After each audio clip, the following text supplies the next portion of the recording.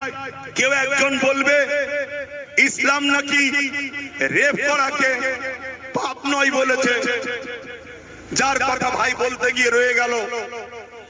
ও মূর্খ, ও জাহেল, ও মানবরূপী পশু, ওই অর্জুন সিং, ওকে তো অ্যারেস্ট করা দরকার ছিল পশ্চিম বাংলা সরকারের।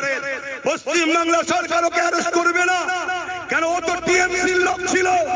টিএমসি থেকে বিজেপিতে শুধুমাত্র মুসলমানদেরকে ভয় দেখাবার জন্য গেছে। হাকিকাতের ভেতরটা এখনো টিএমসি আছে। কাল যদি ও আবার টিএমসি তে আসে, রাজ্য সরকার ওকে আবার নিয়ে নেবে। এতে আপনাদের কি অবিশ্বাস হয়? আপনারা কি ভুলে গেছেন ওই যে দাঙ্গা হয়েছিল বাবুল সুপ্রিয়, যার নাম মূল আসামিতে রয়েছে, সেই বাবুল সুপ্রিয় আজকে সে আসানসোলে দাঙ্গা করলো।